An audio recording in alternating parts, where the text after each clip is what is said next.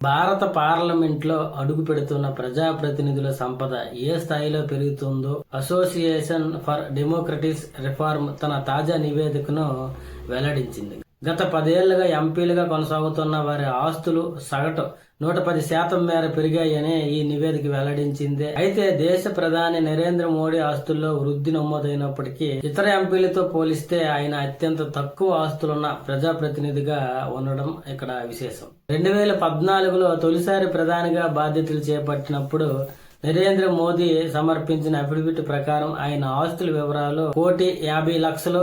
అలాగే గత 10 ఏళ్ల కాలంలో ఆయన ఆస్తులు సుమారు 80% వృద్ధి చెంది 3,02,00,000కు చేరుకుంది. ఈ సంపదలో మెజారిటీ భాగం కేవలం ఫిక్స్డ్ డిపాజిట్లు, బ్యాంక్ నిల్వల రూపంలో ఉండడం ఇక్కడ గమనార్హం. అలాగే ఆశ్చర్యకరమైన విషయం ఏంటంటే దేశ ప్రధానిగా ఉన్నప్పటికీ ఆయన పేరిట సొంతంగా ఎలాంటి వాహనం అంటే కారు లాంటివి, అలాగే స్థిరాస్తులు, ఇల్లులు, స్థలాలు గానీ లేవు. ఇతర ఎంపీలు కోట్లాది రూపాయల ఆస్తులతో పోలిస్తే ప్రధాని అత్యంత తక్కువ సంపద కలిగిన వారి జాబితాలో ఉన్నారు. మరోవైపు లోక్సభ ప్రతిపక్ష నేత రాహుల్ గాంధీ ఆస్తుల్లో భారీ మార్పులు చోటు చేసుకున్నాయి. 2014 ఎన్నికల సమయంలో రాహుల్ ఆస్తుల వివరాలు 10 కోట్లు ఉండగా 2020 నాటికి అది 20 కోట్లకు పెరిగింది. అంటే ఈ 10 ఏళ్లలో ఆయన సంపద దాదాపు 117% వృద్ధి చెందింది. ప్రధాని మోదీలా కాకుండా రాహుల్ గాంధీ తన పెట్టుబడులను విభిన్న రంగాల్లో విస్తరించారు.